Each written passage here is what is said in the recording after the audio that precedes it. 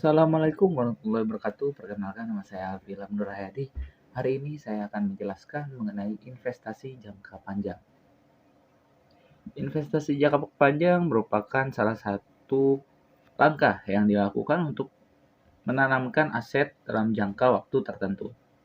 Jangka waktu tertentu itu mulai dari 5 tahun atau lebih. Nah, adapun tujuan investasi jangka panjang. Yang pertama bagi perorangan.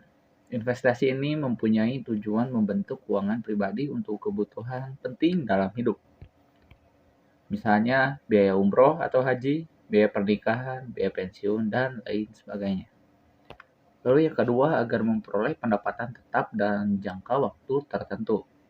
Pendapatan tetap contohnya adalah royalti, dividen, bunga, uang sewa, hingga kepemilikan saham. Lalu yang ketiga, bagi perusahaan. Bertujuan sebagai dana khusus untuk membiayai kepentingan sosial hingga dana untuk perusahaan tersebut. Lalu yang keempat, sebagai pengendali perusahaan terhadap kepemilikan sebuah aset perusahaan. Lalu yang kelima, dapat menciptakan kekayaan. Orang yang telah melakukan investasi jangka panjang adalah orang yang sebenarnya kaya. Lalu yang keenam, meminimalkan risiko kerugian. Memegang investasi untuk waktu yang lama dapat meminimalkan risiko kerugian yang muncul dari kondisi pasar yang tidak menguntungkan, misalnya resesi. Yang ketujuh, pertumbuhan berkelanjutan. Investasi jangka panjang merupakan pilihan tepat untuk pertumbuhan dana. Pertumbuhan aset beberapa tahun ke depan bisa memperoleh keuntungan yang stabil dan lebih baik. Lalu kita akan membahas mengenai risiko investasi jangka panjang. Yang pertama ada risiko suku bunga. Bunga menjadi risiko dalam investasi jangka panjang yang pertama. Risiko menjadi tinggi karena terjadi perubahan suku bunga. Perubahan tersebut akan mempengaruhi nilai investasi dan pendapatan perusahaan. Saat suku bunga naik, maka obligasi akan turun, dan begitu pula sebaliknya. Lalu yang kedua ada risiko fluktuasi pasar. Risiko fluktuasi disebut juga naik turunnya nilai aset. Hal ini disebabkan karena adanya sentimen pada pasar. Risiko ini disebut juga dengan risiko sistematis, namun tidak dapat dihindari sebagai investor ataupun trader. Lalu yang ketiga ada risiko mata uang. Nilai tukar mata uang suatu negara dengan mata uang asing akan berpengaruh terhadap investasi jangka panjang. Contohnya, ketika memilih berinvestasi dengan mata uang Inggris ataupun sterling, apabila nilai tukar rupiah melemah terhadap pound, maka dengan terpaksa akan membelanjakan uang rupiah tersebut dalam jumlah yang lebih banyak. Maka para investor harus lebih berhati-hati dalam mengambil keputusan investasi ini, yaitu dengan melihat peluang nilai tukar dari mata uang asing terlebih dahulu. Lalu yang keempat ada risiko negara. Kondisi politik di negara juga akan berpengaruh terhadap hasil investasi jangka panjang. Hal terburuk yang dapat terjadi yaitu investasi dapat mengalami kegagalan. Apabila adanya kerjasama yang bergejolak antara Indonesia dengan negara asing, membuat kondisi politik tidak stabil hingga terjadi kudeta, maka para investor akan mengalami kegagalan. Sebaiknya para investor lebih cermat dan memahami situasi politik terlebih. Yang kelima ada risiko inflasi. Terjadinya inflasi akan mempengaruhi investasi jangka panjang. Saat inflasi terjadi, harga konsumen akan mengalami kenaikan, sedangkan daya beli masyarakat akan mengalami penurunan. Apabila inflasi terjadi, nilai uang akan menurun. Misalnya kita mempunyai portofolio investasi hingga 10 juta. Kemudian terjadi inflasi sebesar 5%. Maka kita akan kehilangan 2 juta rupiah dalam nilai tersebut. Lalu yang keenam ada risiko likuidasi. Risiko ini akan sangat terasa apabila investor berinvestasi di pasar yang masih baru. Apabila pasar tidak bersedia membelinya, maka uang tunai yang baru diinvestasikan dianggap liquid. sehingga uang tunai akan sulit bersedia dalam kurun waktu tertentu. Lalu selanjutnya ada jenis-jenis investasi jangka panjang. Yang pertama ada saham.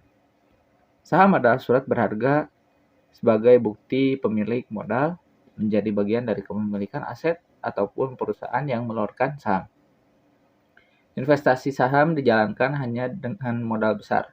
Seiring berkembangnya teknologi, investasi saham ini mudah diaplikasikan oleh kalangan muda sekalipun karena cenderung memberikan profit yang lebih besar dibandingkan instrumen investasi lain. Lalu yang kedua ada reksadana. Reksadana adalah surat berharga yang mewakili suatu aset atau klaim aset. Keuntungan menggunakan reksadana adalah beberapa pilihan antara lain saham, obligasi, dan pasar mata uang yang dapat disesuaikan dengan dana risiko. Lalu ada dana pensiun. Dana pensiun, investasi dana pensiun untuk sekarang belum populer seperti yang lain, tetapi sudah banyak investor yang mulai tertarik mencoba karena jaminan hari tua yang ditawarkan. Lalu ada obligasi. Obligasi adalah surat berharga utang minjamkan kepada pemberi pinjaman. Investasi ini cocok untuk bagi para pebisnis maupun pengusaha, karena mereka dapat memperoleh dana untuk meningkatkan usahanya.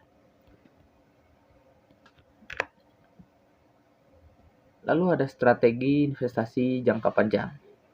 Yang pertama, memahami bagian dalam bisnis. Menganalisis latar belakang. Saat ini dan masa depan sebuah perusahaan. Selain itu juga visi, misi, serta tujuan sebelum berinvestasi di dalamnya agar investor sadar akan risiko yang terlibat. Lalu yang kedua ada pahami neraca perusahaan. Untuk menganalisis stabilitas dan kesehatan masa depan sebuah perusahaan, maka dianjurkan untuk menelusuri dan mempelajari neraca perusahaan. Lalu yang ketiga, harus mengecek dan pertumbuhan perusahaan. Investor wajib mengecek kinerja perusahaan dari tahun-tahun sebelum, mulai dari laba bersih, kinerja masa depan, dan kemungkinan pertumbuhannya. Lalu ada adaptasi perusahaan terhadap teknologi. Investor perlu mengetahui perusahaan sudah merapatkan teknologi yang baru atau mengikuti cara konvensional. Karena keberhasilan perusahaan tergantung kemampuan beradaptasi terhadap teknologi yang baru. Lalu yang kelima, fokus pada 3 tahun ke depan perusahaan akan menghabiskan waktu apabila memprediksi kinerja perusahaan dalam jangka waktu 25 tahun atau 30 tahun ke depan. Maka investor harus dapat memperhatikan visi perusahaan cukup 3 tahun ke depan. Lalu yang keenam ada analisis persaingan perusahaan. Pesaing dapat membalikkan keadaan apabila mereka dapat menangkap pangsa pasar perusahaan. Oleh karena itu sangat penting untuk mengetahui potensi pesaing perusahaan. Lalu di sini kita ada contoh soal untuk perolehan obligasi. Bisa disimak contoh soalnya, dan di sana sudah tertera jawabannya untuk dijadikan indikator dalam hal kita berinvestasi. Mungkin hari ini dicukupkan sekian dari saya yang bisa saya sampaikan. Terima kasih. Assalamualaikum warahmatullahi wabarakatuh.